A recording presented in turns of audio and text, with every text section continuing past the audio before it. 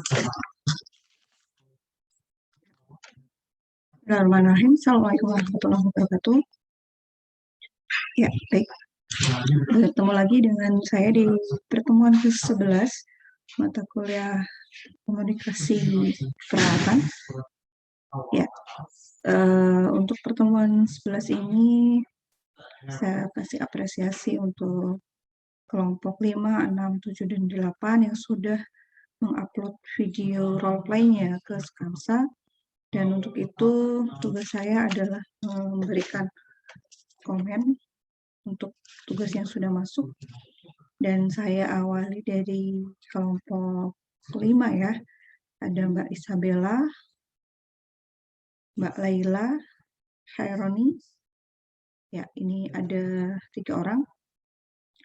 Setelah saya simak, ini ada sedikit masukan ya. Kalau secara umum sudah cukup bagus dan untuk konsep memang sudah diberikan ya.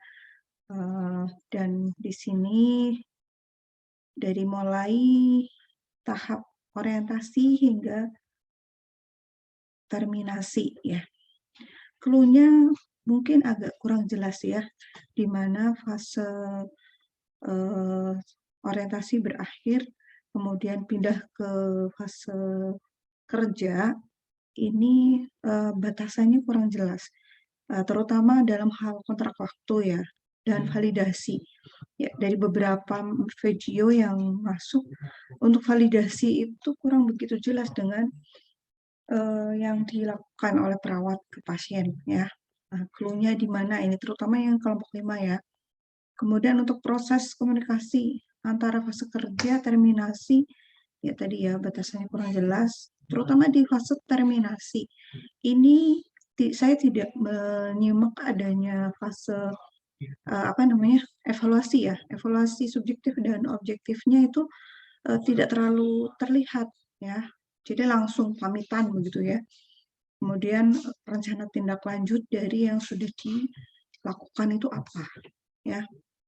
Nah, sebaiknya sarannya masing-masing fase itu diberikan tanda ya, mana percakapan yang termasuk fase orientasi, mana percakapan yang termasuk fase kerja, mana percakapan yang termasuk fase terminasi, sehingga teman-teman bisa lebih belajar untuk membedakan, oh ini fase orientasi, ini fase kerja, apa saja yang dilakukan. Jadi dengan memisahkan seperti itu, teman-teman akan terbantu ya untuk memisahkan komunikasi-komunikasi yang memang harus dilakukan, fase-fase yang harus dilakukan pada tiap fase tersebut. Jadi ketika di fase orientasi, di situ harus ada validasi. Perkenalan oke lah, rata-rata perkenalan semuanya ya, atau mengingatkan nama perawat, menanyakan nama pasien. Kemudian validasi masalah itu simple ya, sebenarnya bisa dimulai dengan menanyakan kondisi pasien. Gimana Ibu kabarnya hari ini? Bagaimana tidurnya semalam? Bagaimana makannya tadi siang dan sebagainya. Ya, percakapan kecil yang sebagai pembuka bisa menjadi jembatan untuk memvalidasi kondisi pasien saat ini. Ya, sehingga nanti bisa kita arahkan untuk fase kerja yang memang harus kita lakukan di fase tersebut. Misalnya kalau harus melakukan vital sign ya, boleh diawali dengan pertanyaan untuk memvalidasi kondisi pasien ya. Siapa tahu kondisinya berubah dari data yang terakhir kita terima. Ya, kemudian kontrak waktu. Kontrak waktu ini penting sekali sebagai pembuka dan juga nantinya akan menjadi rambu-rambu bagi perawat agar tidak terlalu lama dalam melakukan komunikasi dengan pasien. Ya, tetap harus ada batasannya. Kemudian di fase kerja juga sama ya. Fase kerja ini harusnya fokusnya pada apa yang harus dilakukan sesuai dengan hasil validasi atau dengan sesuai dengan rencana tindakan yang ingin dilakukan ke pasien. Baru kemudian kalau misalnya di situ terdapat komunikasi yang intens dengan pasien, jangan lupa pada saat fase kerja ini kasihlah reinforcement positif. Ya, kasihlah pujian atau kasihlah maksudnya Terima kasih untuk kerjasamanya dan sebagainya ya. Kalau pasiennya sudah melakukan kerjasama secara kooperatif, baru kemudian masuk ke fase terminasi ya. Terminasi ada fase evaluasi subjektif objektif RTL. Nah, RTL ini nggak boleh ketinggalan ya teman-teman. Ya, rencana tindak lanjut dari tindakan yang sudah dilakukan. Nah, ini menjadi poin penting juga, baru kemudian melakukan kontrak untuk pertemuan selanjutnya. Oke, itu yang bisa saya kasih masukan untuk kelompok 5 ya. Lebih ditingkatkan lagi. Kemudian di kelompok 6, ini kembali lagi ya, ini langsung saja saya komentari untuk fase kerjanya ya.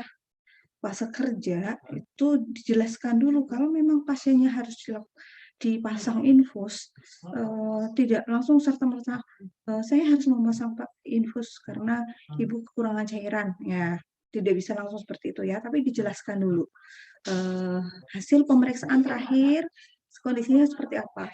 Jelaskan dengan bahasa yang mudah dimengerti. Misalnya nanti ibu masih lemah, kemudian dari perhitungan cairan yang keluar dan yang masuk itu tidak seimbang dan sebagainya. Gunakan bahasa yang bisa dimengerti pasien sebagai alasan menjelaskan kenapa si pasien itu harus dipasang infus ya.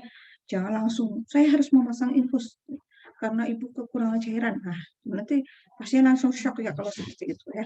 Jadi dijelaskan dulu hasil pengkajiannya seperti apa, hasil pemeriksaan seperti apa, kemudian dikomunikasikan bahwa perintah dokter untuk melakukan pemasangan infus berdasarkan data-data yang sudah dilakukan atau didapatkan dari pemeriksaan perangkat seperti itu ya. Fase terminasi dan orientasi hampir sama ya. Jadi kontrak waktu di awal dan di akhir itu jangan sampai tertinggal. Walaupun akan berpisah di terminasi, itu tetap harus dikasih rambu-rambu dengan waktu ya. Waktunya berapa lama seperti itu.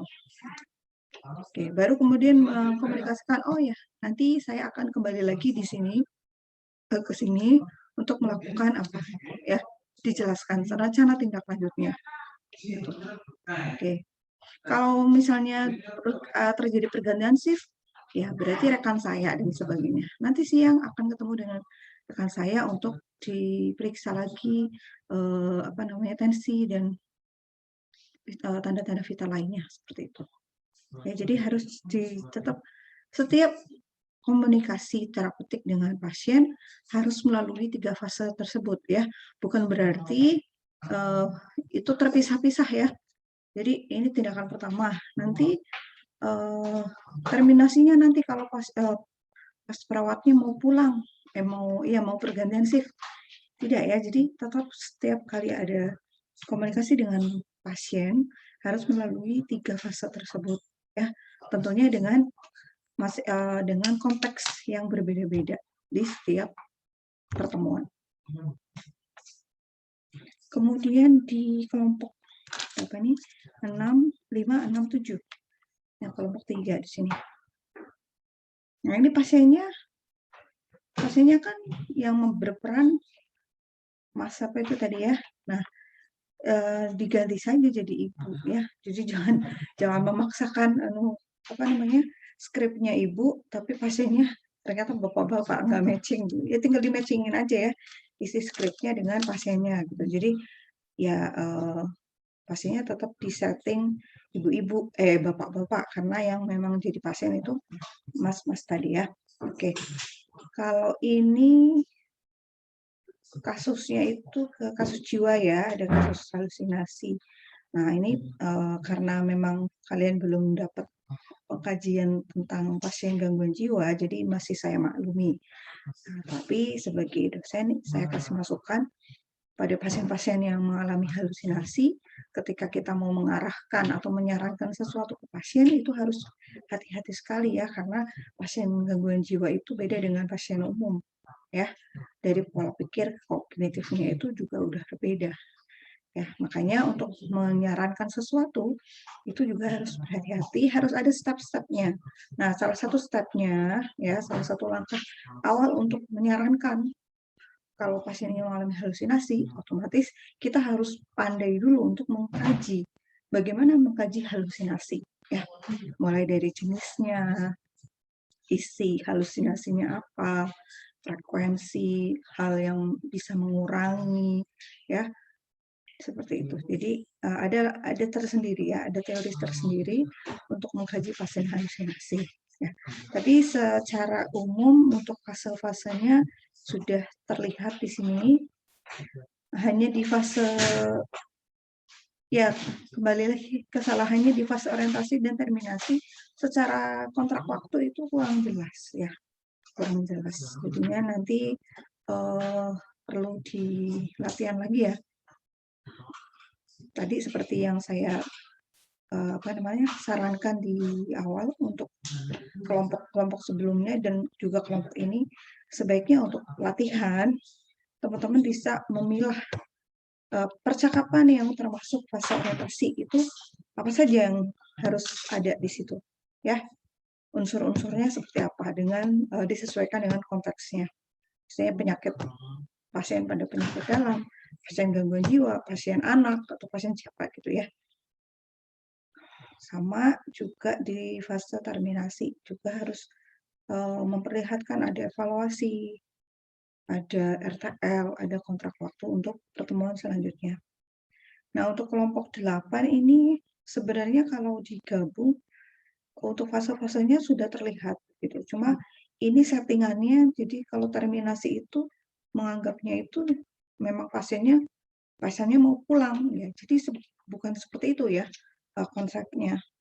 Setiap kali, saya ulangi lagi, setiap kali kita berhadapan dengan pasien, berkomunikasi dengan pasien, ya, ketika kita melakukan tindakan keperawatan apapun, itu harus disertai dengan komunikasi terapeutik.